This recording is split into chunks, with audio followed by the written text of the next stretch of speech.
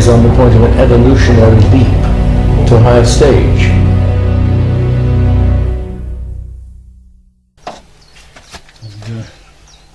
So you keep all your books in sheds. Yep. These are what you've been collecting for the last 50 years. Yeah, and this is a more or less complete collection of all my books. And then we've two more similar collections in different rooms. And these are all the books that you've written? Yeah. And how many have you written? I don't know. I've never bothered to count them. There must be about 150. The first one being The Outsiders? Yeah. Yes, that came out in 1956. And it's still on sale? Yes, still in print. Still in print. And these things are all the crime collection, which I've had to split because I've got so many of them, and half of them are in the other top shed. What's the latest book? The latest book, I guess, is the sort of science fiction book I'm working on at the moment. You have a working title for that? Do I not? Usually, the title is usually the last thing I think of. Oh, really? But one of my early books, a thing called The Mind Parasites, was partly a takeoff of H.P. Lovecraft, which I wrote for a friend of Lovecraft's. And then this latest thing, I'd always decided that I would like to do a similar thing of a 1930s American science fiction writer called Stanley G. Weinbaum, who died young. And so this latest one I'm doing is in a way my own tongue-in-cheek version of Weinbaum. Right.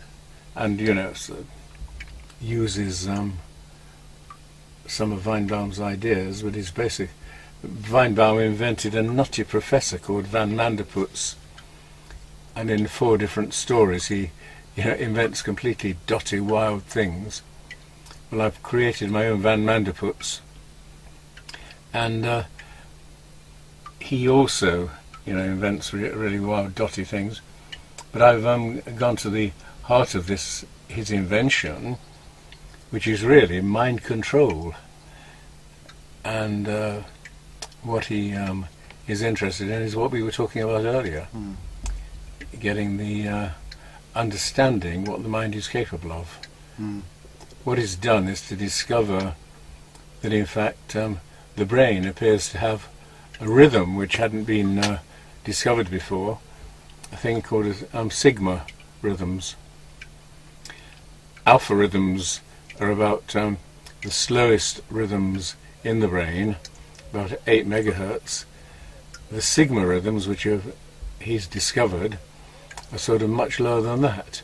And what happens is that when you tune into the sigma rhythms, they bring a state of such complete deep peace and relaxation that you see and understand things that you're not normally capable of.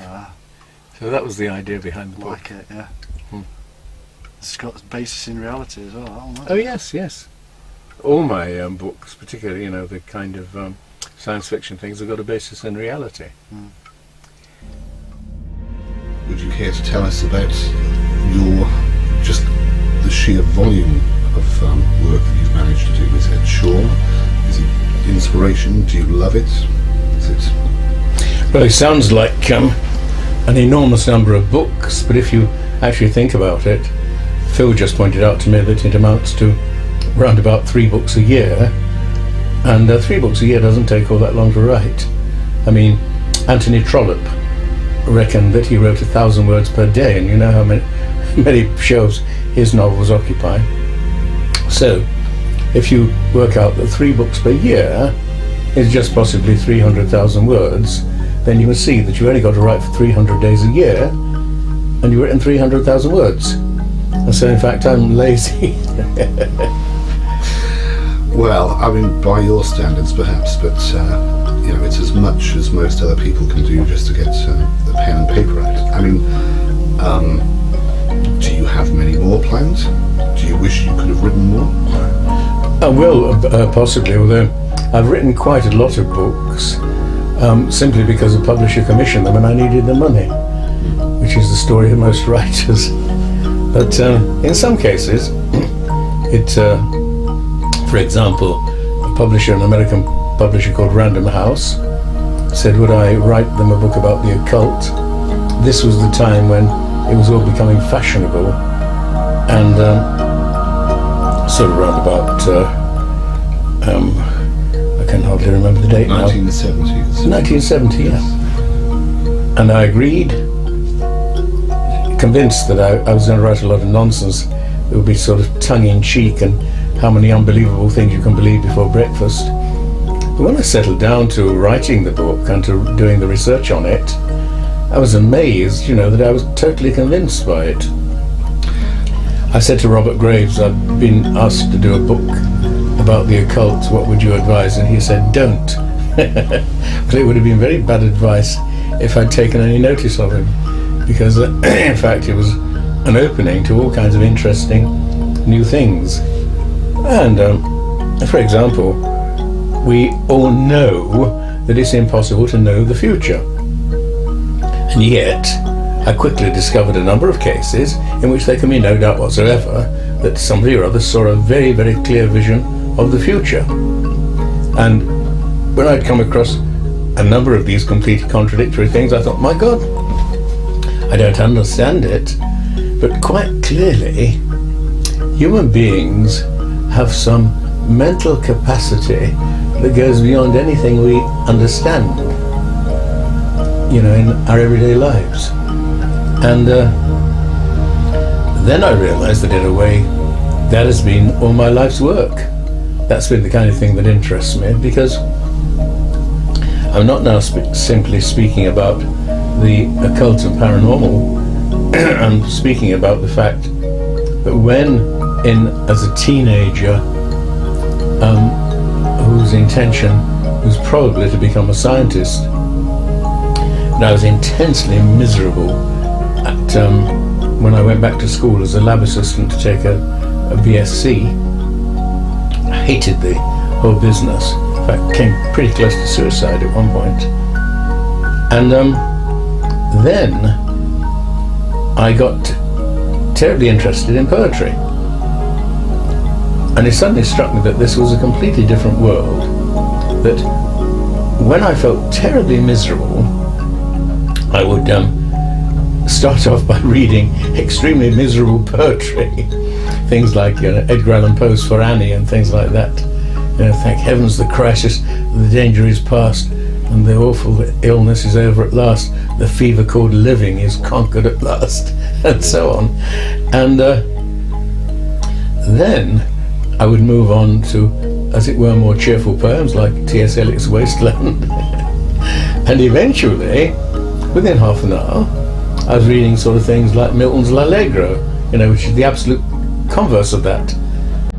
In other words, I'd moved myself from a mood of total depression into a mood of optimism simply by reading poetry. And so I realized that there's a curious alchemy concerned here, that you could be carried away completely by the world of imagination.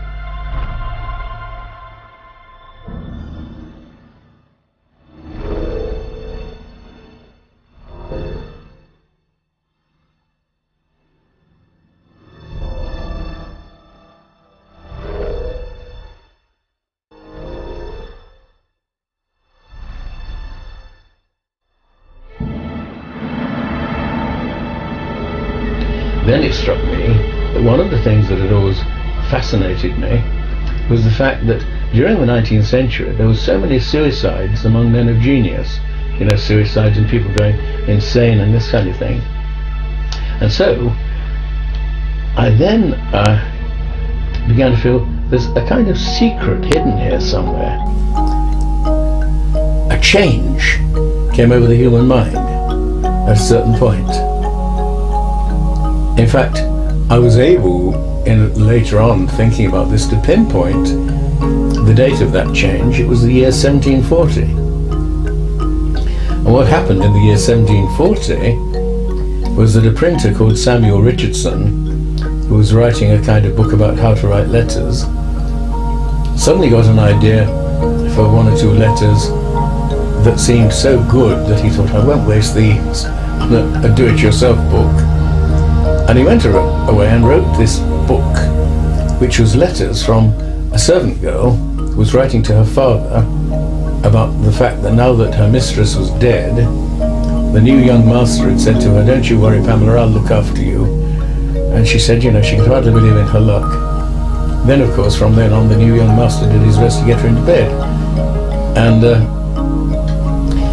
book he then wrote, called Pamela, was the first bestseller. I mean, just swept across Europe. And why? Because everybody was anxious to find out whether Pamela actually did lose her virginity. And it was an immense success, but more important, people discovered that when they began to read Pamela, particularly women, what happened was that they had got onto a kind of magic carpet that would carry them off into a world of imagination, and they suddenly spent hours in this world of imagination. Now, it hadn't happened before that. People just did not have that much imagination.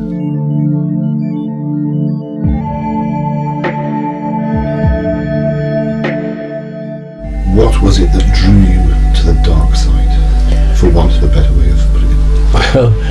Well, what was it that drew me to the dark side?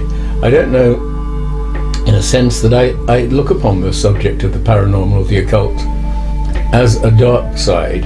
I'm aware, that it can be interpreted that way, but in fact, it seems to me that it's basically a revelation of all kinds of interesting things about us that we weren't aware of. I mean, for example, if somebody genuinely was able to foresee the future with great accuracy, then obviously it could be extremely useful, as it was in this particular case, I quote, in the occult, in which a mother who was out in the garden with her little daughter suddenly had an absolute conviction that she had to get the daughter indoors, and in fact a few minutes later the train went off the embankment, crashed down on their garden and would have killed her daughter. So she had a very, very clear knowledge of this. Now, if you want to know what I think is the answer to that, it'll sound rather wild and weird. I believe, I've come to believe it, years of looking into all this, that there is such a thing as life after death. And I also believe that after death, there is no time. The result is that people who are dead know the future. And then with them, if we really have this capacity to know the future, then all that has happened is simply we've been able to plug in, so to speak, to an ability that the dead already have.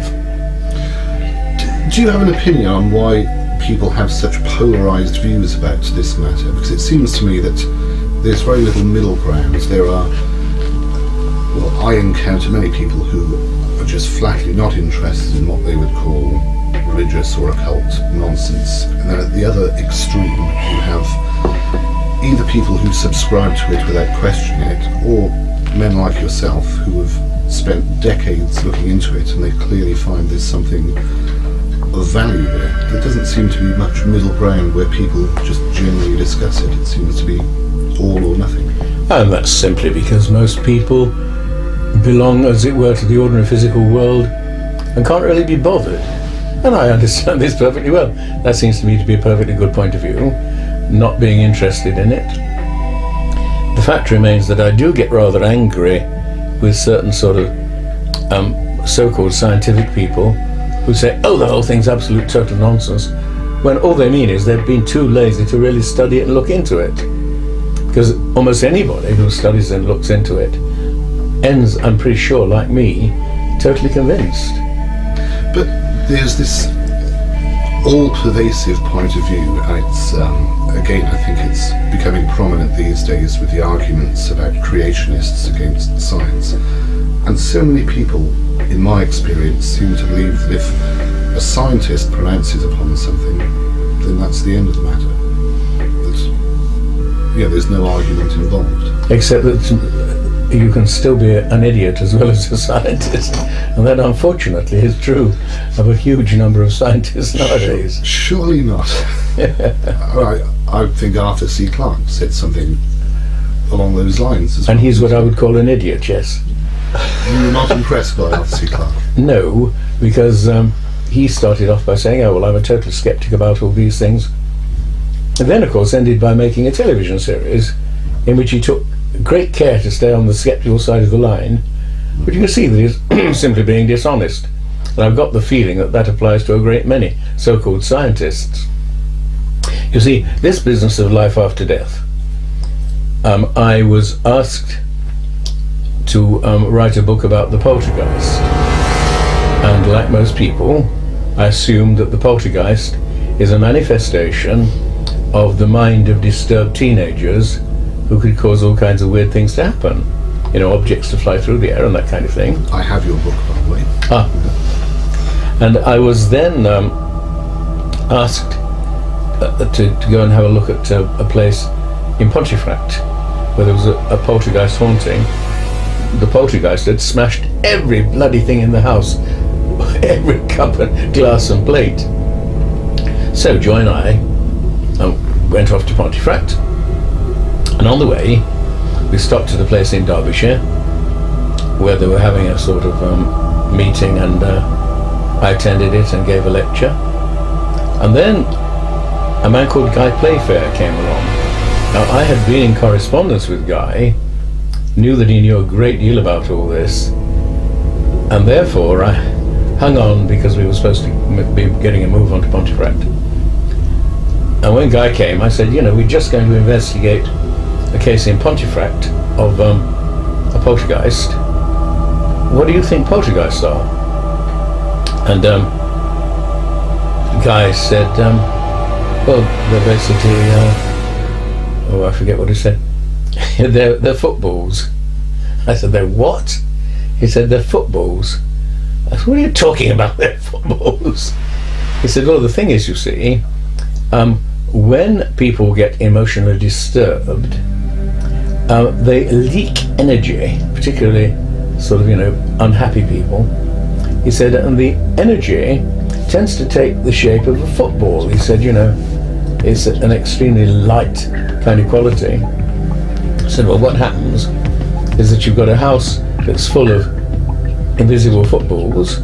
He said, a couple of spirits wander past the window, see there's lots of footballs in there, they get in and proceed to kick them around with great pleasure because they can actually use this extremely light energy and smash things. So I said, wait a minute, you're telling me that poltergeists are spirits? The guy said, oh yeah, sure, they're spirits, all right. I said, you know, well, I always assumed they were due to the energies of disturbed teenagers. Oh, no.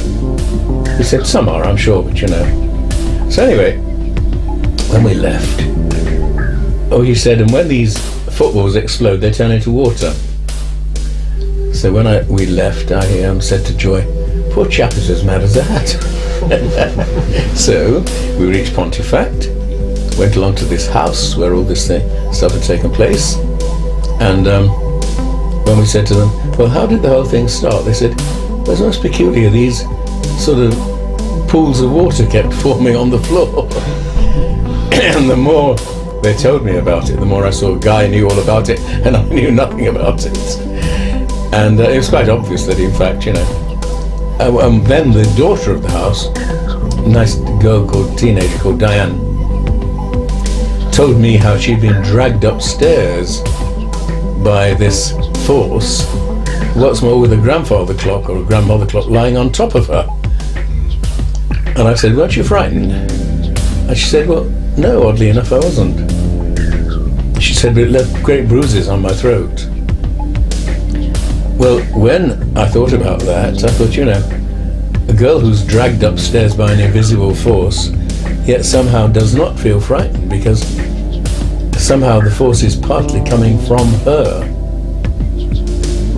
And then I suddenly realized, yep, Guy's right, poltergeists are spirits. And what had happened in that house in Pontefract was basically that it had been built on the side of a gallows centuries before, and it would seem to be haunted by a kind of ghost of a monk. Anyway, that convinced me that poltergeists exist all right. It was several years later when I was asked by a publisher to write a book about life after death. And I said, well, as a matter of fact, I don't really believe in life after death. I thought, hey, wait a minute. You know that poltergeists exist. You know that poltergeists are probably dead people. So you do believe in life after death. And the more I thought about this, the more I saw that it all connects together.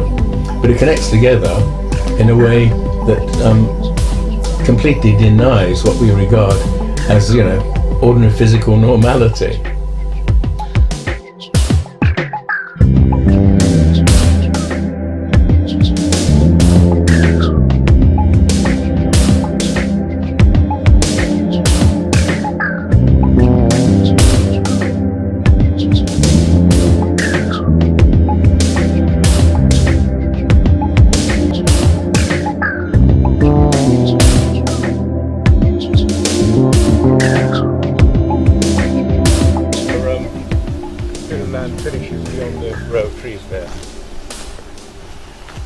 You've got a nice 2 acres here in sunny Cornwall. Yeah. And you've been here since? We moved into this house in 1959. Never wanted to leave? No, until we heard that they were building below us, and then,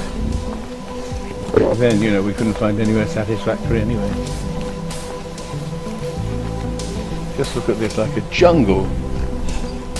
Believe it or not, this is the first time I've seen this.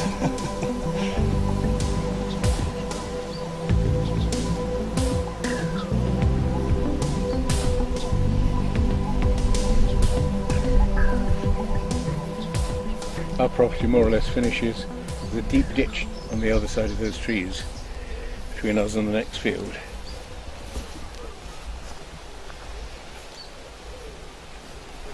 And we once actually found some kids had set up a camp in there.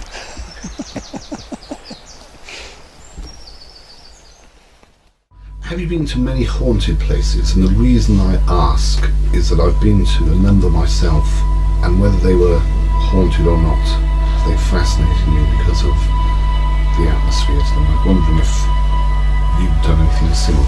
No, I've never actually taken any trouble to study haunted places. A girl who was my secretary did, because she was actually a good medium. She went along and studied these with another friend of mine. But I'm absolutely convinced that there are hauntings. I'm absolutely certain too that hauntings are basically caused by dead people who don't know they're dead. And that if you can actually persuade them that they're dead, they sort of give a great whoop of delight and vanish. Do I mean that therefore there are never negative forces, the things you were referring to when you said about the occult? Well, no, I don't mean that, because I'm absolutely sure that there are really some pretty nasty things out there. On which subject, you've written a great deal about serial murderers. It seems to be a perception amongst younger people these days. They only see the celebrity of these people, whereas I assume that most of us, when we get older, we're aware of the sheer horror of what these people do. I mean, because you've looked into it seriously, how taxing did you find it as subject matter to write about these men? I don't find it at all taxing. I've always been deeply interested in this question of why people do it. I have, in fact, become acquainted with 2 or 3 of different periods, but the one I really got to know was the so-called Moors murderer Ian Brady, who in the early 1960s, and together with a woman called Myra Hindley, murdered a number of children and buried their bodies up on the moors of Yorkshire, which is why he's known as the Moors murderer. Anyway,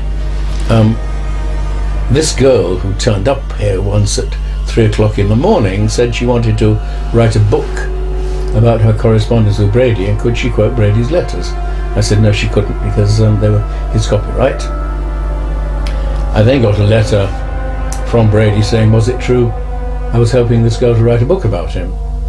So I replied, no, I wasn't. She was writing the book herself. But anyway, the result of this was simply that in the way that prisoners with nothing else to do are glad to get into correspondence, Brady began writing to me. And I took the opportunity to sort of find out what I could about his view of the Moors murders and why they'd been committed. To begin with, I was inclined to treat Brady as if he was a decent, reasonable, honest sort of person, because his letters showed that he was quite an intellectual who had done an enormous amount of reading. Lord Longford said that he appeared to know Tolstoy and Dostoevsky better than most Russian scholars. But then it became quite clear to me that there was another aspect of Brady which I hadn't taken into account, and that was the fact that there was a kind of childlike, nasty temper about him. He really, was a child who loves his own way. I discovered this when I dropped Brady a line saying, Joy and I have got to go to Egypt for a couple of weeks and we shan't be back until sort of mid through next month. One of the first things I did when we got back to England was simply to send him a postcard to this hospital he's in Liverpool, saying, okay, I'm back. And this crossed with a letter from Brady to me. He'd assumed that because I hadn't written to him for a fortnight and he hadn't noticed that I'd said we were going away, he sort of exploded with rage and said, would I return all his letters to him and all the rest of it. And then of course my letter arrived the same morning his letter arrived here, and obviously he was thoroughly ashamed of this, and he wrote back to me and said, oh well, no harm done. But this explosion was absolutely typical of him, and as I got to know him better I realised that he was that sort of a person. That is to say, he was the sort of a person who was totally spoilt, and if he felt like exploding, he exploded. Didn't realise that it's often a good idea to control yourself not to, and this was clearly the reason that he'd committed these murders. He'd been quite influenced by the works of the Marquis de Sade, and Sade of course says that anything that's purely natural is therefore forgivable and okay, including murder. And Brady had more or less taken this to heart, and although he now disowns de Sade completely, nevertheless what we corresponded about, and we corresponded for about 10 years, was mainly questions like that. In fact, I sent him the complete works of de Sade, which they didn't mind him having at all in the prison. You mentioned about his familiarity with Dostoevsky and such like, and it seems to me that there's a myth about some of these men that they're super intelligent, and I've read quite a bit about Ian Brady, but would you describe him as genuinely intelligent as opposed to well-read or cunning?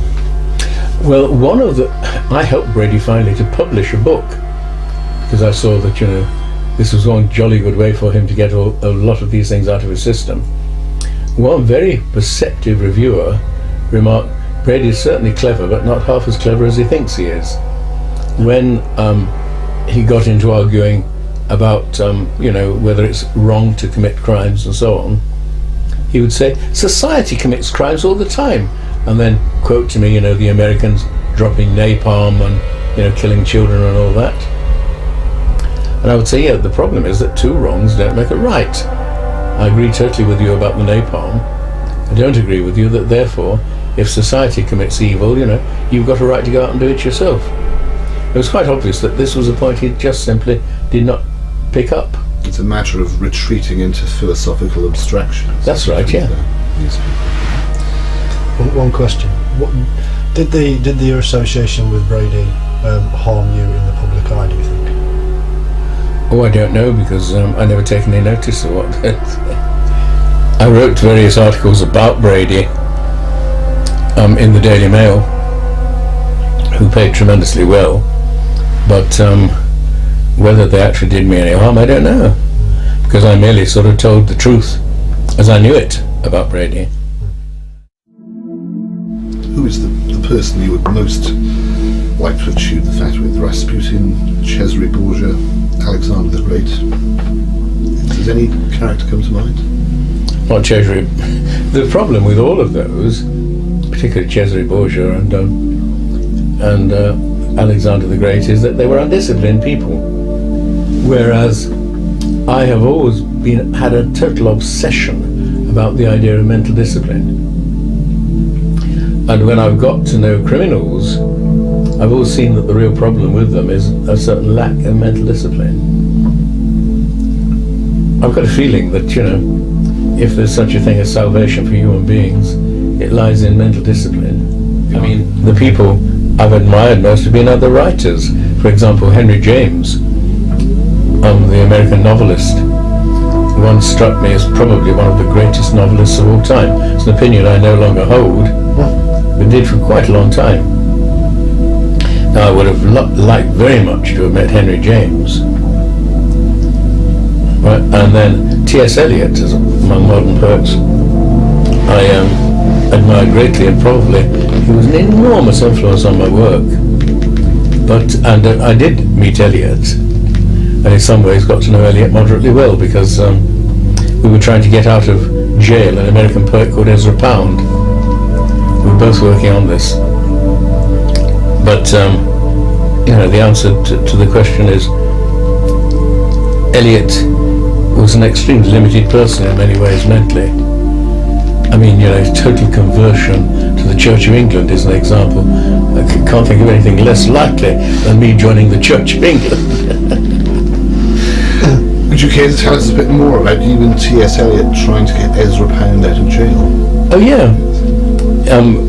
Pound, of course, was put in jail simply because he was regarded as a traitor, having gone to Italy during the war and stayed there. But basically, of course, he was just a kind of innocent. And a poet called Ronald Duncan, who was published also by Faber and Faber, that is by T.S. Eliot, knew Pound quite well, exchanged a lot of letters with him, and therefore the two of us began to get a stable of people together who would help get Pound out of jail. We even wrote to Winston Churchill, who gave us a very dusty answer. But then when I suggested this to T.S. Eliot, Eliot said, we are already doing our best to get him out of jail, and really it would probably be best if you soft pedaled this, because he intimated things were happening, and indeed one day at lunchtime in the court, whenever all the reporters had gone away to lunch, the question of Ezra Pound came up. Very quietly, without any fuss, he was released from jail. Anthony Burgess, you met him.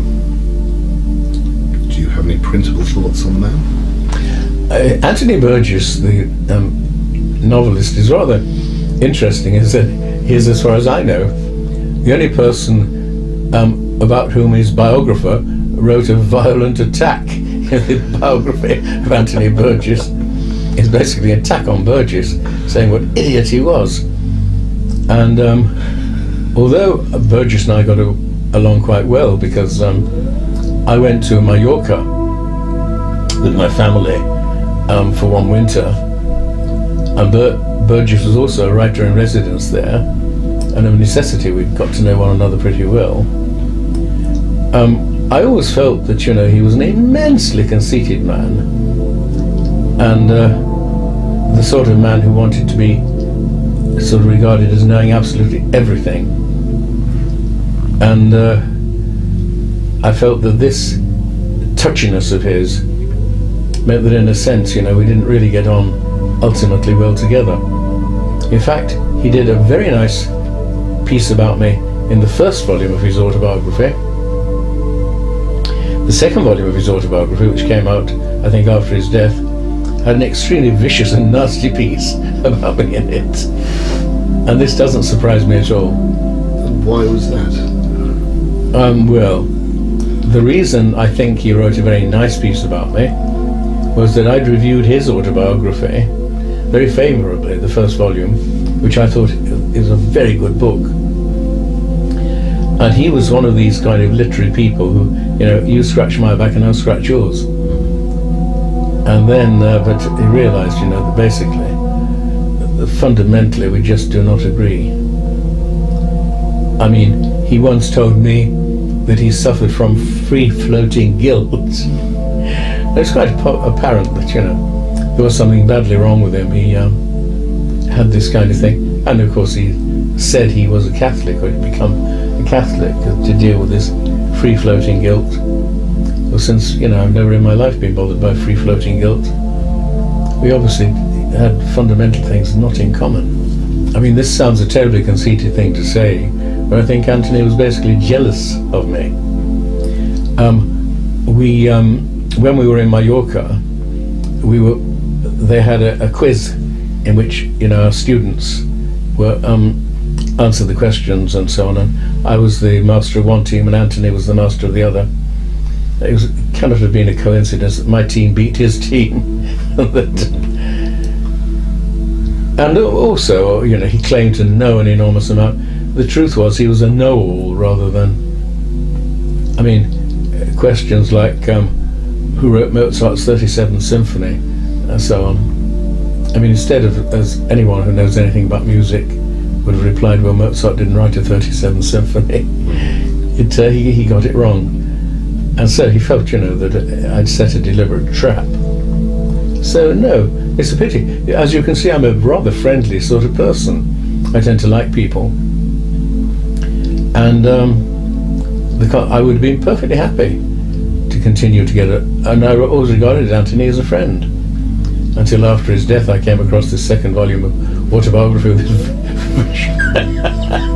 vicious attack on me.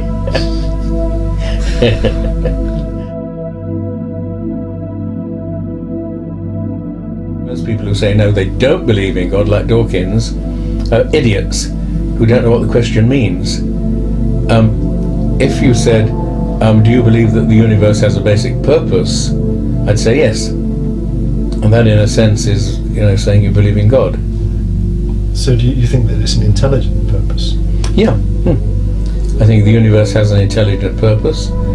And I certainly do not believe, as, most extreme Darwinians do, that, it's just a brutal free-for-all. I also believe that our minds, on a very deep level, can influence what happens. In other words, that our destinies are to some extent within the control of our own minds. So obviously, I'm not by any means a kind of philosophical skeptic in that sense. But you don't necessarily go along with any religious doctrine that man's created? I don't think so, no. In my teens I came very close to joining the Catholic Church at one point, but then made the mistake of going along to some priest for instruction and decided after one session that he was such a bloody idiot I couldn't stand anymore. But the reason I went for instruction was the feeling, the belief that the Catholic Church still had monasteries, and that what I really wanted to do was to go into a monastery and turn my back on modern society. The outsider syndrome. This is Joy's work shed.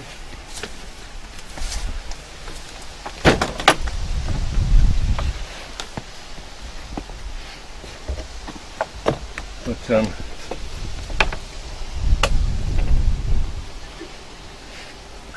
and most of these sheds contain sort of sets of people. And for example, there's almost complete Sartre and Camus and Hemingway. Oh wow! and that kind of thing. You have how many books? Well, I worked it out once that I've got about 150,000.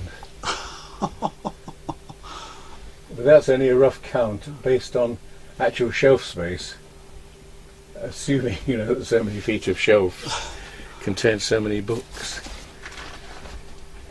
So you've had to build extra sheds onto the house. Yeah, so that's the reason this shed got built, as another library, and then the same with various other sheds that have got built at different times. That thing you've just been looking at, my crime shed, was when we first moved in. We had a boat, and that was the boat shed. And then we decided we needed the space for books.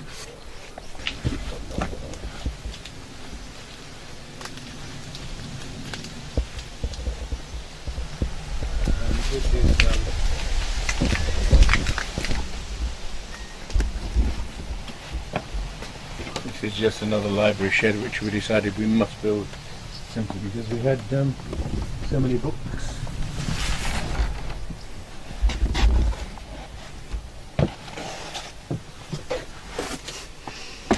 It's incredible.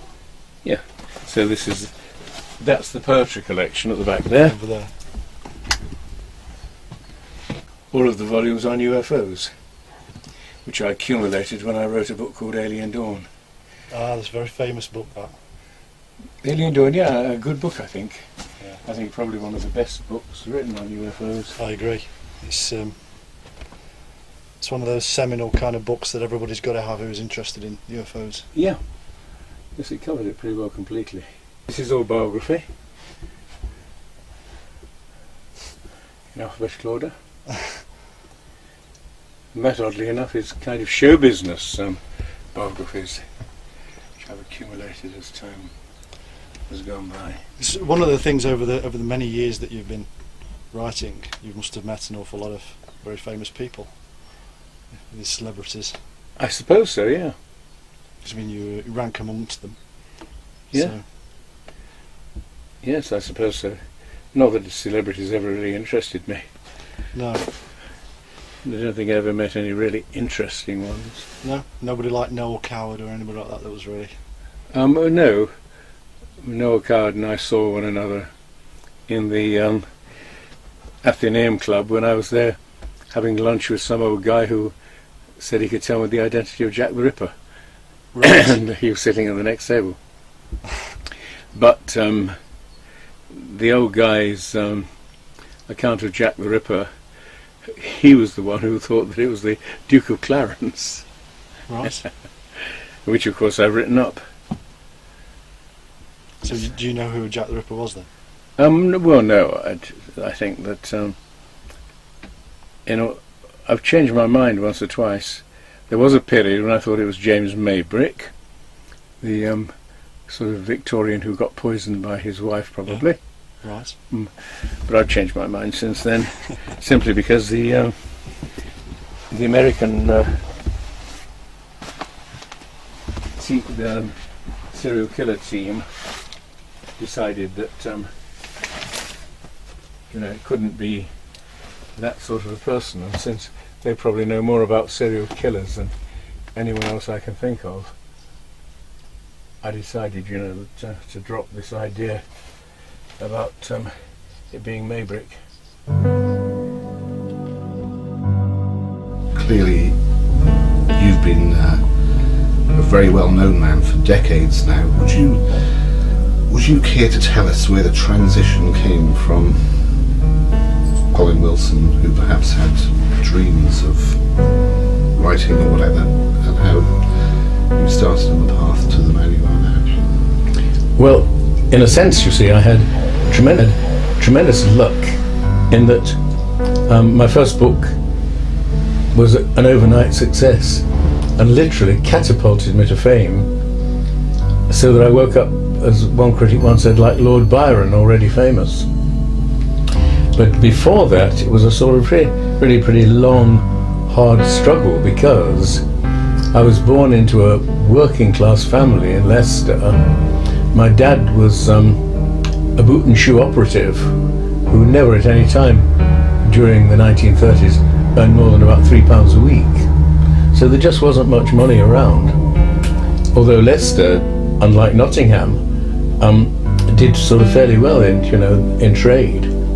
And of course, I was, I guess, from a very early age, the kind of intellectual of the family, in that I was an obsessive reader, and the things that fascinated me to begin with were things like astronomy and science. And then my mother bought me a chemistry set for my 10th birthday, and I became wildly enthusiastic about chemistry. And so I started off as an enthusiast about science, and all I really wanted to do was to become a scientist. And I had dreams about becoming the new Einstein.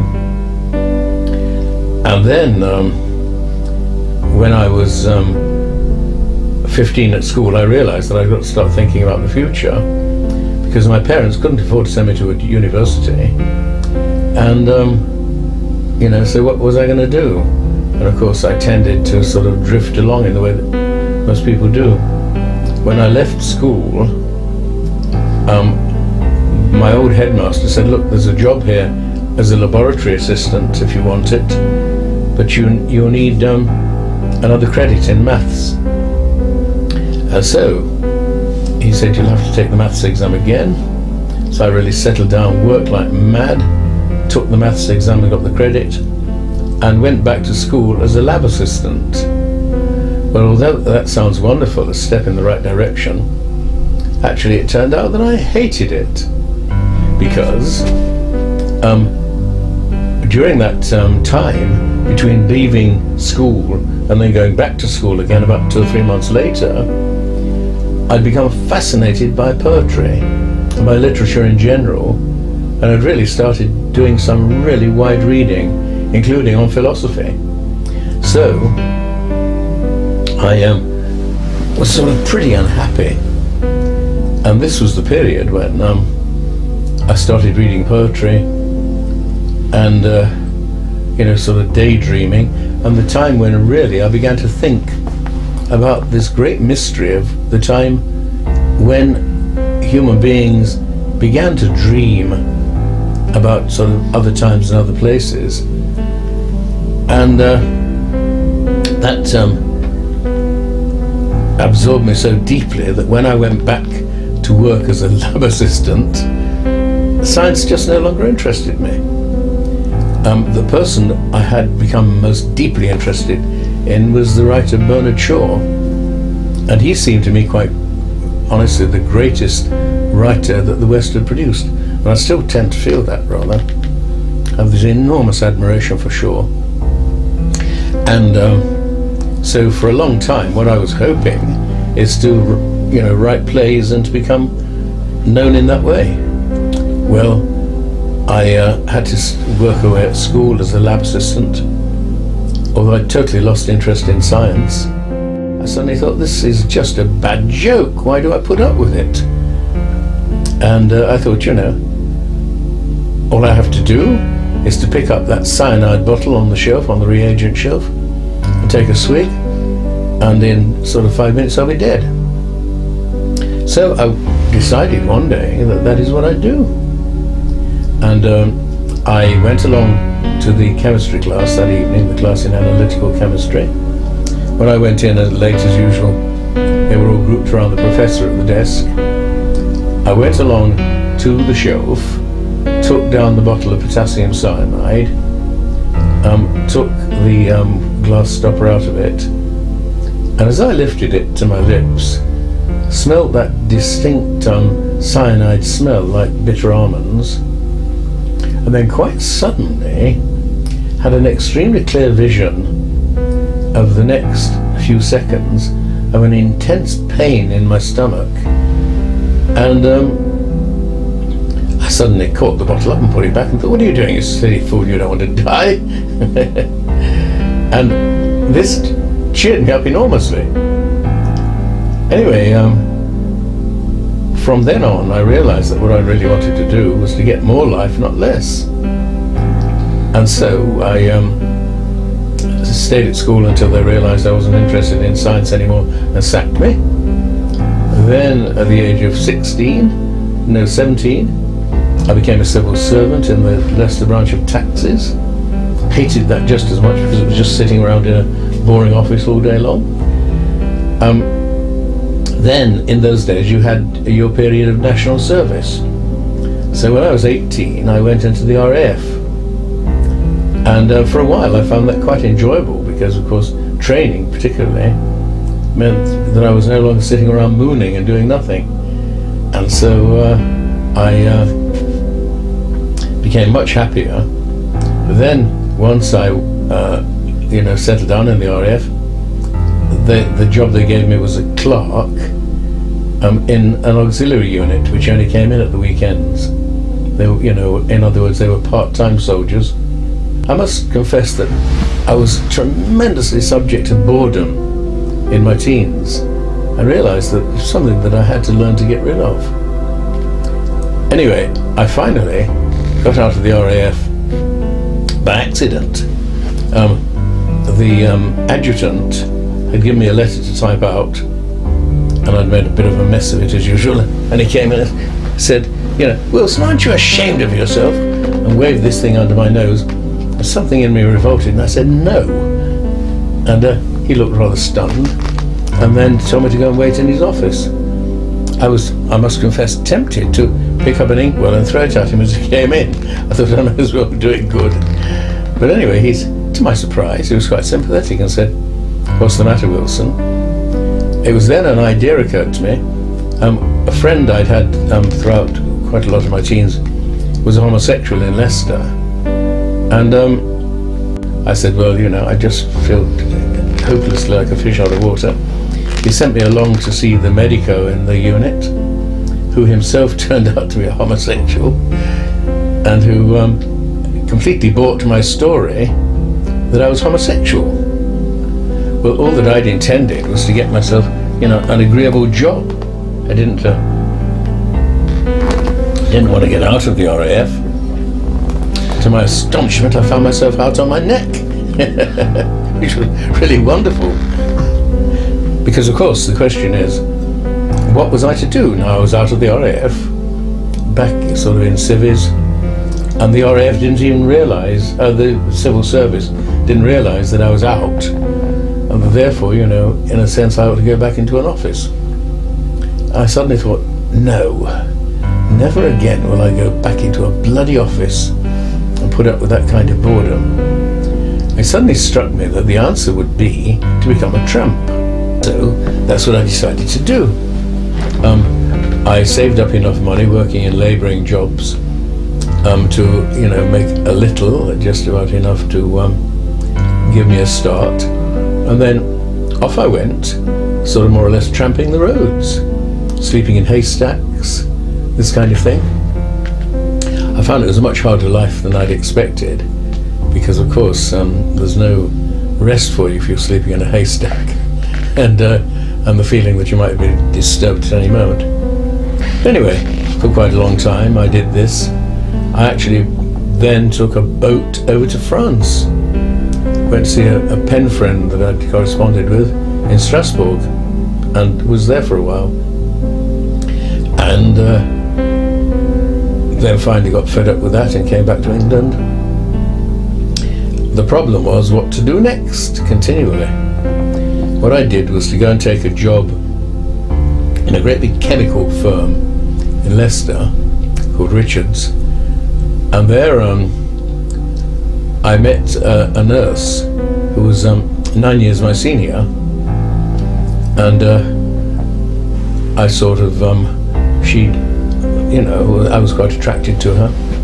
I used to go around to her place and she'd give me sort of tea and biscuits and all that kind of thing. Anyway, the long and short of it is we finished up in bed, and she got pregnant. And when I told my parents that she got pregnant, they were sort of quite shocked, particularly when I said that she intended to have an abortion. And they said, no, you've got to marry her. So I got married, rather to my disgust, at the age of 19. And it didn't work out at all. Didn't work out not because we quarrelled or, simply because in the time we were married, which was only 18 months altogether, we had 8 different homes. The problem is that no landlords wanted babies. And so, it made life very, very difficult. And finally, we separated simply because we couldn't find anywhere to live together. I then sort of went to working in a factory, and it was after a while of that I met Joy, and persuaded Joy to go to London with me. By this time I'd been separated from Betty for nearly a year, and we simply never came together again.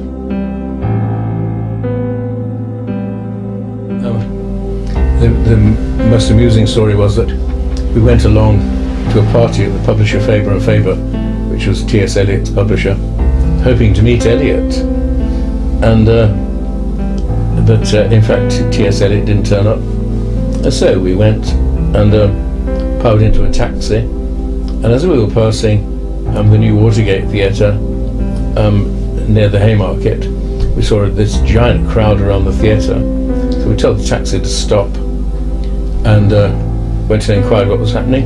It turned out to be the first night of a play by Arthur Miller called A View from the Bridge. And then when I saw that I happened to know the leading actor in the play, Anthony Quayle, who was a neighbour of mine in Notting Hill, and that I knew the producer, I went around to the rear of the theatre where a giant crowd was waiting, and said, Anthony Quayle's dressing room, and they said number 3. We went down there, and the dressing room was jammed with celebrities, including Laurence Olivier and Vivian Leigh, and of course Arthur Miller and Marilyn Monroe. So I met Marilyn Monroe, who seemed a sort of, quiet, rather shy sort of person, and actually Vivian Leigh dragged me off to talk to me. She was a nymphomaniac and made it fairly clear what she had in mind. And left Joy talking to Marilyn Monroe. I said afterwards, what did Marilyn Monroe have to say? So she said, she was more preoccupied with her dress, which kept slipping down over her tits, and she kept grabbing it, heaving it up. Anyway, we later on did meet Marilyn Monroe when Arthur Miller and I and a couple of other people did a thing on a debate on the stage of the Royal Court. I could tell, actually, this sounds very conceited, I could tell that Marilyn Monroe was attracted by me, and I'm sure that the reason was that, of course, I looked a bit like Arthur Miller with my glasses and all the rest of it. And as we were leaving the theatre, we had to sneak out of the back door of the theatre in a line. Arthur Miller was sort of one of them, and next to him was Marilyn, and the next person along the line was me, and Marilyn grabbed my hand very tightly and held it until we got out of the place. So I've always been able to say, well, Marilyn Monroe held my hand. And anyway, as we left the theatre that night, some reporter said to me, what have you been doing? And we told him that we'd gone to this party hoping to meet T.S. Eliot, and met Marilyn Monroe instead. And the story, as it appeared in their gossip column, was that I'd gone to this party hoping to meet T.S. Eliot, and that I'd met Marilyn Monroe instead, and that I was so drunk I couldn't tell the difference. And that was typical of the kind of gossip column stuff that came out. We actually both got pretty sick of gossip columns and everything to do with them. Colin Wilson making a cup of tea. How cool is that? Do you know how many lives you're actually making right now? We can all die happy now, Colin. Managing to film Colin Wilson making a cup of tea. Is that you captured before? This is a scoop. And here we have Mr. Frank. It is. Dennis has very kindly come to interview Colin for us. Well, pleasure's all mine, it really is. Frank's a druid. You're a druid. So we've got a druid, an archaeologist, and a man who's written 150 books.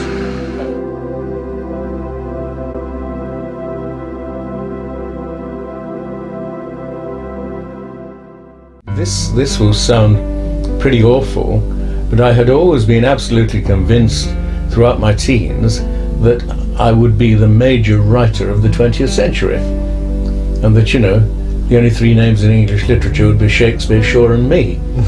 And Roald Dahl once said to me over dinner, you know, well, we have to confess you and I are just sort of nobodies who sort of churn out stuff that'll be forgotten. I said, no, I don't think so. I think I'm probably the greatest writer of the 20th century. And Road looked quite upset. He didn't like to hear that kind of thing. He was a fascinating character himself, though, wasn't he? Well, yes, he was. And we got on very well simply because I wrote to him to say, can I quote a story of yours about wine in a book I wrote about wine? I said, how much would you want to charge? You know, quote a chunk of it, and he wrote back into it, said, I wouldn't dream of charging a fellow writer. You quote what you like. And so I did, and the result was I asked him out for a meal together with his wife, and who was a film star, and they'd met in Hollywood and so on. And we all got on tremendously well together, and in fact it was Rode who suggested to me that I ought to write a fantasy novel, as a consequence of which I wrote what I think is probably the novel by which I may well still be remembered in the distant future, a huge thing called Spider-World, which is as long as The Lord of the Rings, and which I think, you know, is one of my most important books. But unfortunately, by this time, the sort of this prejudice which had really got started with all this silly publicity was by then so powerful that nothing I could do could change things. And so in a way it's been sort of swimming against the current, but on the other hand, since I love my home and love writing, and I've written, you know, so many books mainly because I wanted to, because it's something I've thoroughly enjoyed doing, so I can't really complain. Here am I should be 80 in 2 years' time, and you know, what I would love to do is to live to be 300, as Shaw suggested ought to be possible in Back to Methuselah.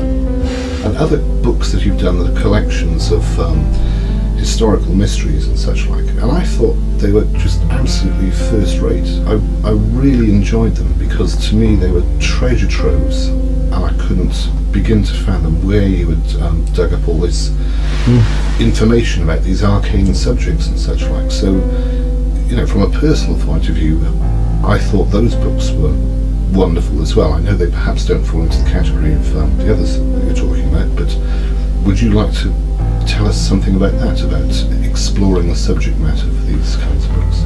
Well, books like that tended to be potboilers, but to begin with, in 1960, I wrote the first encyclopedia of murder.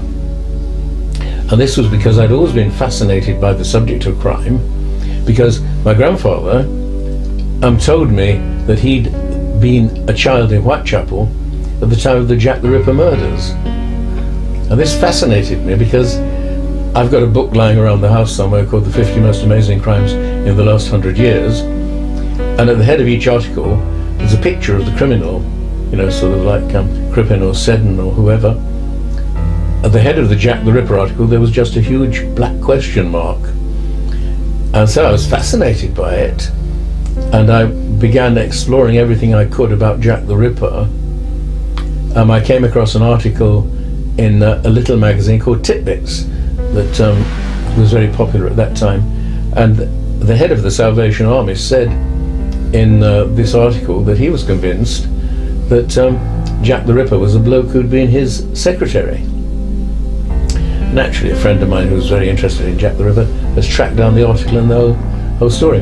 But anyway, this was why I decided when when The Outsider was out and I'd done my second book, which had been murdered by the press, as I say, I decided I would like to write an encyclopedia of murder because no one had ever done it before.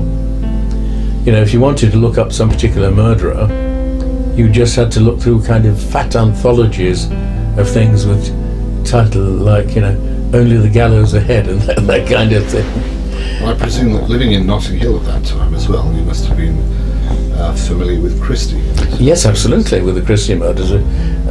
They were, of course, in 1953, which was way before. But I then got to know quite well Francis Camps, who was the doctor who helped to take the bodies out of the cupboard and examine the corpses. And he told me various interesting things. And, you know, so once again, I was quite fascinated by the whole business. And when was it you met this man? Oh, Francis, I don't know, probably when The Outsider was out, 1956. I presume by this point, Colin, it may be stating the obvious, but you'd long lost the sensation of boredom that you complained about earlier. Well, yes, because once you're trying to write for a living, of course, you've no time to be bored. You're just sort of working on like mad. And then, of course, Joy had 2 more children, 2 boys, and so I got a family to support. But I always found that subjects for books came to me very easily indeed.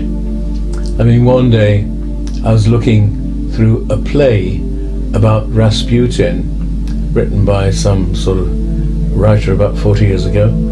I suddenly thought, I would really like to write a book about Rasputin. And so I settled down and did the research. In fact, Rasputin's daughter, Maria Rasputin, later wrote to me and said she thought that was the best book she'd ever read on her father. So, you know, all of this research was really worthwhile. And also a great many myths I was able to disperse in my book about Rasputin. And the fact that almost everybody else who'd written books about Rasputin before that had just more or less quite ruthlessly invented. And I was able to prick these bubbles one after another. I always remained fascinated by the question, you know, of killers and why they do it. Which is why when Ian Brady wrote to me out of the blue to ask whether it was true that I was helping a girl write a book about him, and I replied no, it wasn't true. Nevertheless, we continued in correspondence and stayed in correspondence for about 10 years. So I got to know a great deal about the Moors murders and, you know, the motivation behind them. I mean, I presume, again, this is stating the obvious, but I mean, it seems that you've done so many things in your life, Colin. It seems as if there's been never a dull moment, you know, not with horsewhipping, serial murders, holding hands with Marilyn and Monroe and such life. I mean, do you find this mental application invigorating? Do you find that it's physically enriched you in any way? Oh, I don't know. I suppose if I look back on it, then I think, you know, what an interesting time it's been. But you see, I've always been preoccupied with the notion that, and I heard myself saying this one day when I was giving a lecture to the Shaw Society in round about, I imagine, 1960, I heard myself saying, I believe that man is on the point of an evolutionary leap to a higher stage. I thought, you know, afterwards when I thought back on this, I thought, did I really mean that, or did I just kind of say it, you know, on the spur of the moment, as you do when you're lecturing? The more I thought of it, the more I saw that not only is it true, I didn't mean it, but in a way it's the key to my whole life's work. I'm absolutely convinced that man is on the point of an evolutionary leap, and that in a sense something is about to happen to the human brain, as it were. It's almost as if a kind of time fuse had been set in the human brain, which at a certain point changed everything completely. Now, I knew that had happened once in the 18th century, at the time when Samuel Richardson wrote his novel Pamela, and this had changed the sensibility of the whole of Europe.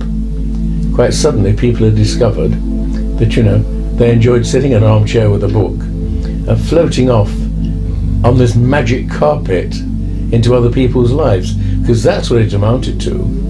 Before Samuel Richardson's Pamela, people, when they had nothing else to do, read, believe it or not, volumes of sermons.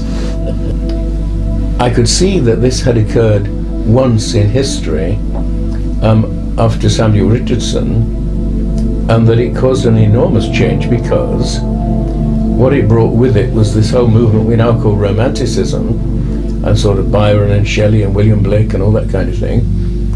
And in other words, it had set the tone for a complete change in the intellectual history of European man. And so this fascinated me to begin with, because of course the question the outsider had started with was, why do so many men of genius commit suicide in the 19th century? And since I myself felt that I was labouring under the same burden as so many writers of the 19th century, there was I, sort of working class boy in Leicester, with no chance of getting to university and so on, forced to try and do it all on my own. I realised in retrospect that those years of struggle, and they really were struggle, were in fact quite good for me, and that they left me feeling much stronger and much more able to become a real writer. That's the reason that The Outsider was written so quickly and easily, because I'd been preparing for it for years. I'll tell you another thing, by the way, that's worth mentioning. I'd started at the age of 16 to keep a journal in a kind of ordinary, school notebook with cardboard covers, and poured my ideas and frustrations down onto paper. This taught me to be a writer. Gradually, I stopped writing like a schoolboy and began to write like a grown-up, so to speak.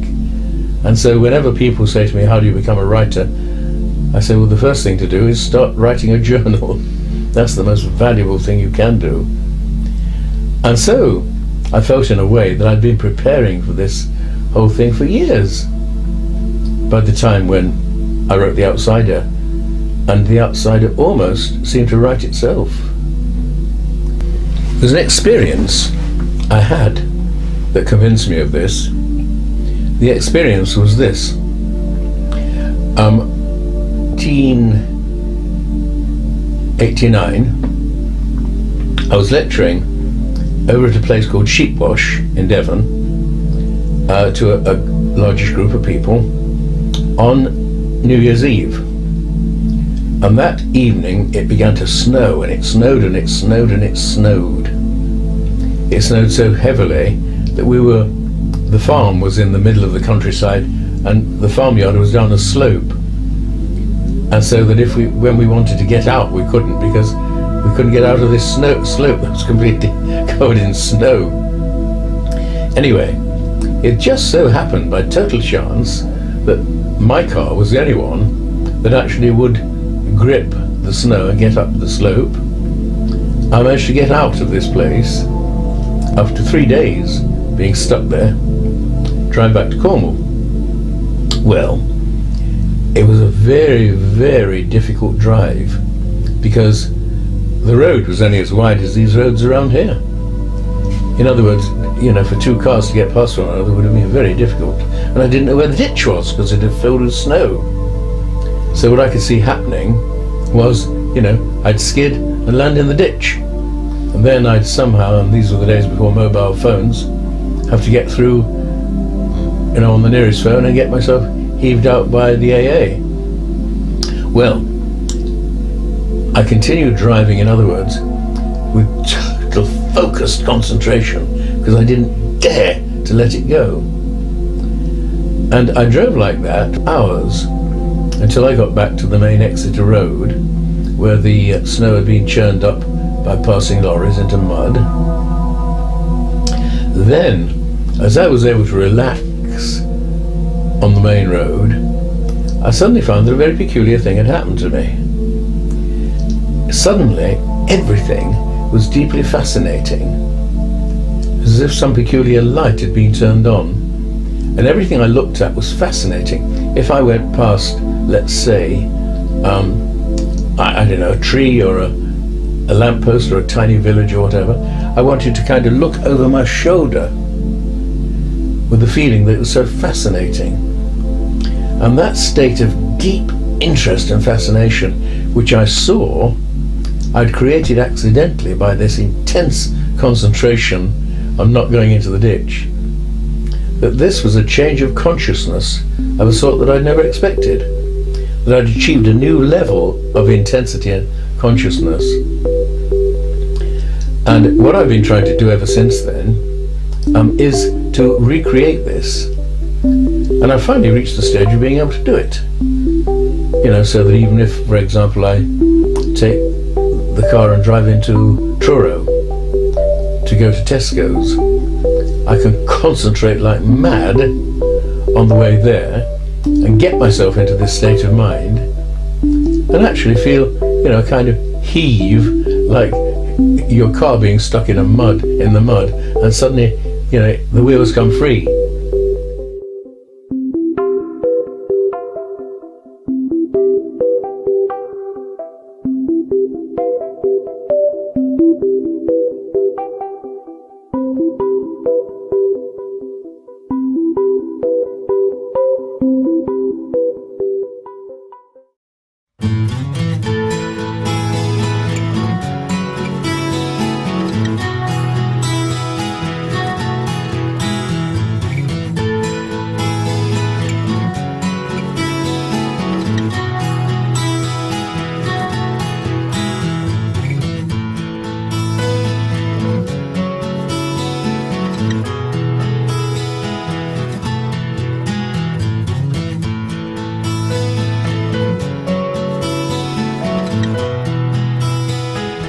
The most interesting insights of my life came when I received a letter from an American psychologist called Abraham Maslow.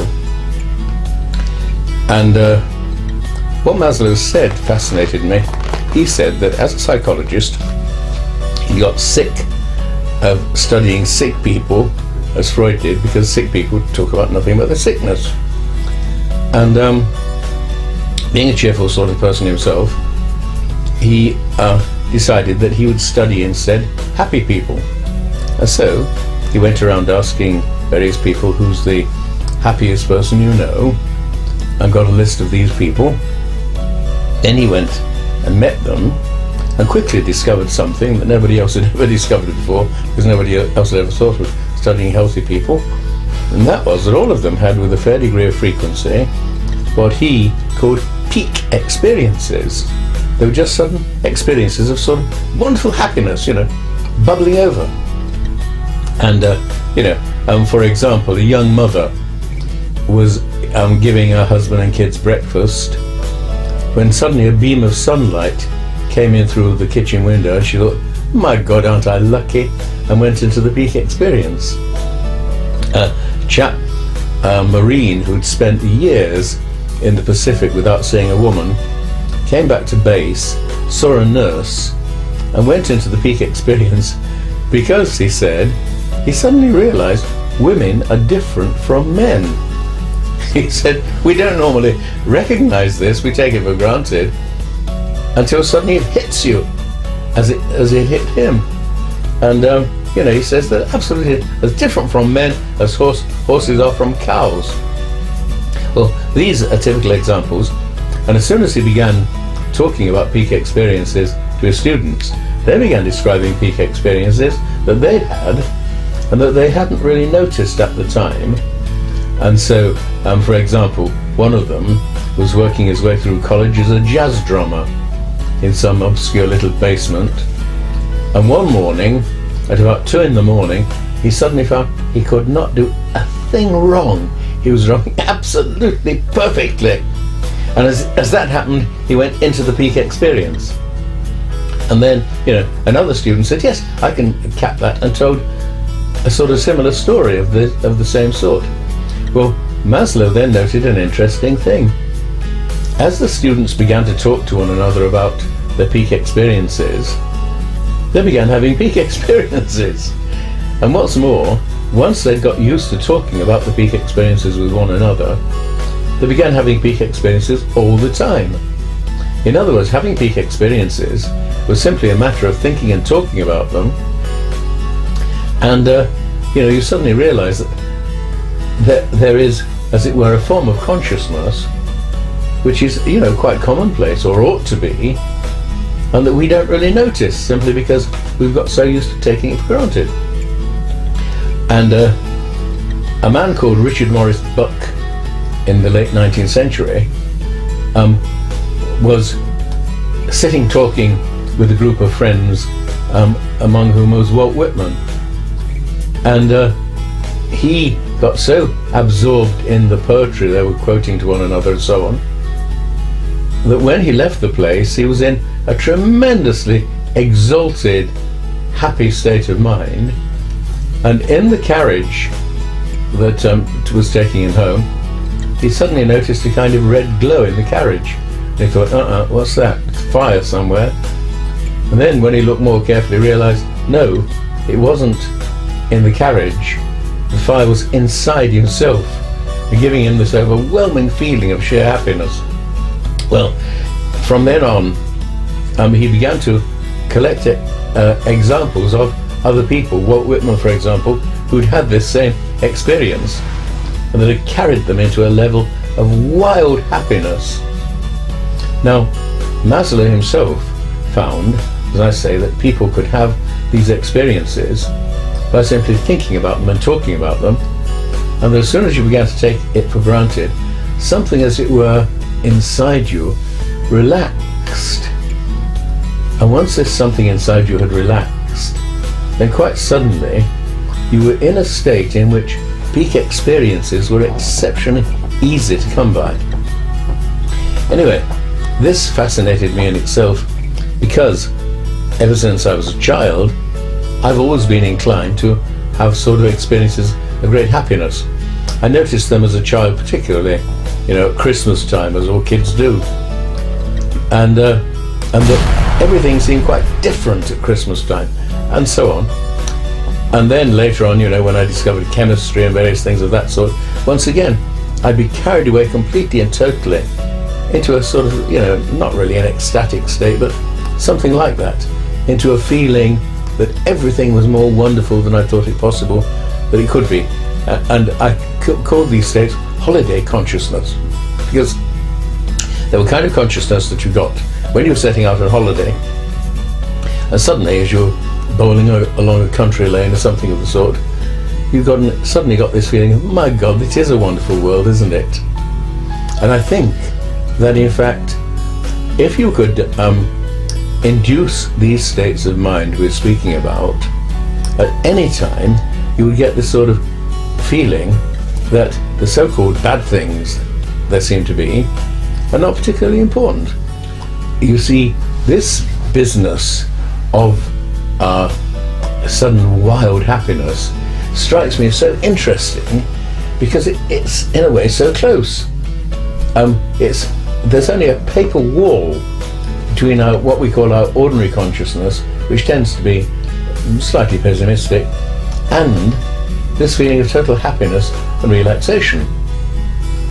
Now, I thought I'd stumbled upon one of the basic causes of it when I learned about this difference between the left brain and the right brain, and the fact that in patients who suffer from brain damage, sometimes an operation is done on the brain that separates the left and the right, and that such people then become literally two people. And this is because we've actually got two people living inside our heads. And you could say that one of them is living in the left side of the brain, and the person who lives in the left side of the brain is you. And he takes life pretty sort of seriously, and basically is a pessimist. the person who lives in the opposite side of the brain is a kind of non-you, and it's quite obvious that the right side of the brain is the side that contains all kind of inspiration. Now, in these people we're talking about, it's perfectly obvious that, you know, these peakers have actually simply discovered the trick of tripping that right side of the brain. You see, all writers know that it's a hell of a bloody job to develop the discipline to become a writer, and that you write something and you think, aha, that's pretty good, and the next morning you read it and it's shit, and it's almost as if, you know, it's dissolved away on the page. But this sudden plunge into a different state of consciousness fascinates me, simply because it seems to be the answer.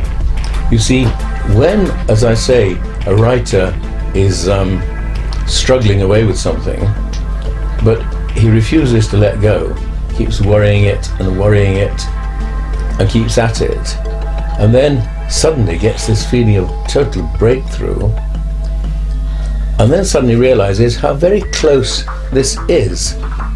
I mean, it was there all the time. And what seems to happen is that it seems to depend upon an odd kind of relaxation into the right brain, as if you'd already got all of the ingredients there for the peak experience and just hadn't brought them together properly. Now, that's the thing that fascinates me so much. You see, when you are working like mad at something, it's almost as if you've got two tennis players inside you, whacking the ball back and forward between them, between the right and the left brain. You know, the poet suddenly gets his inspiration and all the rest of it. This seems to come from the right brain. But as this sort of inner tennis match is going on, or you could almost compare it to two lumberjacks at the end of a double-handled saw doing this. And when suddenly something seems to happen in which the game of tennis gets absolutely perfect. You know, as I've said, these people said he couldn't, when he was drumming, he just couldn't do a thing wrong. Everything was perfect. Now, what I believe is that we have this odd capacity to do this, to slip into this state of mind in which everything seems to change simply because somewhere deep down inside us we know where this is. We know how to do it. And once you've discovered this and realize that it's quite close, that you suddenly realize that this tennis match between the two halves of the brain is not all that difficult to get going, and that once you've got it going, as I did when I was driving from Sheepbush that time, concentrating like mad, all that had happened is that I, by sheer discipline, had concentrated myself into a state in which suddenly this perfect tennis match between the right and the left was taking place. Now, once you realise that the two halves of the brain are there anyway, and this tennis match could take place any time, you suddenly realise that all you have to do is to actually know that it exists, and that you're only one step away from it. Now, if that is true, then it's going to make a major change in our civilization as people begin to recognise this. You see, weirdly enough, I appear to be about the only philosopher alive today who is basically optimistic. And I'm basically optimistic simply because I've come to recognise this, recognise it to begin with because of, sheer effort and misery in my teens. And then the realisation that if you grit your teeth and push hard enough, you break through the misery, and quite suddenly the tennis match is taking place between the two halves. It's also like that game you sometimes play, as a child, where you have to go absolutely straight, stiff as a board, and then you let yourself fall backwards into the arms of a friend who's waiting behind you to catch you as you fall. But you must have that trust that your friend actually is there waiting to catch you. But you must believe that the friend actually will catch you. And once you have this absolute trust that the friend will catch you, then suddenly it's a fairly easy thing. And I'm actually writing a novel at the moment, which is basically about this, about a scientist who gets terribly interested in what he describes as sigma rhythms in the brain. Sigma rhythms don't really exist, but alpha rhythms are these the most basically relaxed rhythms we know, and you can bet when poets are writing poetry, you will find alpha rhythms. But in these states we're talking about, these states of sudden relaxation and happiness and peak experience, I'm pretty sure that we go into a state of relaxation which is much deeper than the ordinary alpha rhythm. That if you could actually generate an electroencephalograph that would measure your brain waves in such a time, you would discover a slower type of brain wave than any we know at the moment. And that the people who can get into this phase, this is what I call sigma rhythms, suddenly have this absolute certainty that it's all fairly easy. Now, the reason that I've discovered this was simply that I have noticed that whenever things seem to be going very badly and very dangerously, you can, simply by switching yourself into this, go into this curious deep state. And I've described several times, for example, how once when I was in Cheltenham with Joy, on our way driving back to Cornwall, and we got Sally with us, who was then a little girl of about 3, and we went into a bookshop that I always went into in Cheltenham, and, you know, got a pile of books, and Sally got bored and said, you know, where's Mummy? And I said, oh, she's just outside. And I took her outside the shop and showed her Joy, who was only about 5 yards away, with the boot of the car wide open, making room for the books she knew I was going to buy. Sally trotted off to her. I went into the shop, and then Joy came in, and another 5 minutes went by before I said, where's Sally? And she said, I didn't know she was with you. Without instant panic, we both rushed out to the street, and it was the rush hour in Cheltenham, and the street was crowded with vehicles roaring in both directions. I went one way and Joy went the other, and we came back again, and still we hadn't found her. Well, naturally, you know, we'd never, since she was a baby, been without her. So we were in quite a state. We were afraid she'd step off the pavement, you know, in front of a bus or something. But anyway, the next time Joy came back, she went right around the block and found Sally wandering around the pavement there. She came back and we got into the car and drove off. And I suddenly realised that I'd gone into this curious state of ecstasy, what I call sigma rhythms, in which I was thinking, my God, isn't exhaust smoke a pleasant smell? And aren't buses beautiful objects? And this state of absolute total happiness, and the realisation that, of course, this was there all the time, if only I could go into a deep enough state of deep relaxation.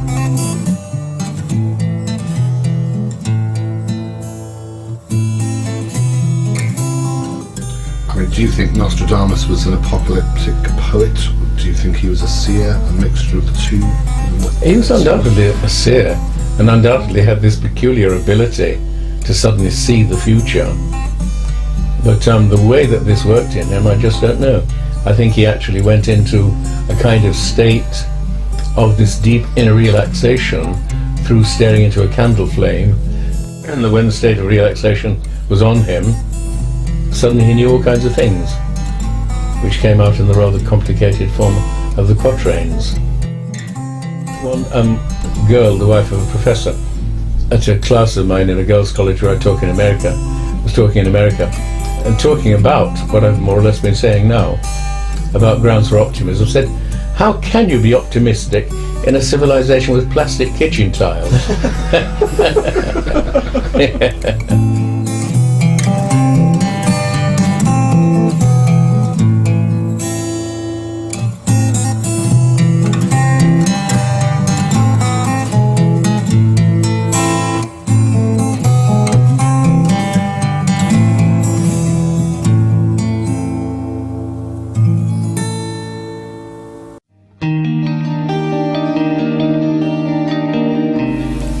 What was it like as a young lady finding yourself in the public eye, being hounded by the press and such like? Well, I can't say I enjoyed it, and it made me very prejudiced about journalists for a long time. And they were nothing like they are nowadays, when they really hound people, or seem to. But at the same time, we actually, the ones we were with, who, when we had to do this sort of, I think Colin have told you, a flit across England and into Ireland, were absolute charmers. They were really nice people. But it was their editors and people who seemed to cause the bother. And we had one or two family upsets as a result of all this, which, I think it could have been handled better, really. And it took me quite a long time until I began to see the journalist point of view and so on, I mean, it must have put a bit of strain on you at the time. I mean, did you have second thoughts, thinking, this isn't the life for me, I can't see another 20 years of this? Well, I think when you're young, you don't think anything's going to last that long, It's always going to be something new coming along. So I didn't really think in those terms, but I did kind of take cover when journalists were at the front door. I used to slide out the back and so on. I mean, and what was it like, conversely, away from the unpleasant side of it, meeting people like Marilyn Monroe and such like? Well, I enjoyed all that. Yeah, it was very interesting, and usually they weren't what you expected. I thought she'd be very flamboyant and so on. She was, in a way, a bit retiring when I spoke to her. We met her a couple of times when she was over with The View from the Bridge. The play was on with Arthur Miller's play. Did you like her?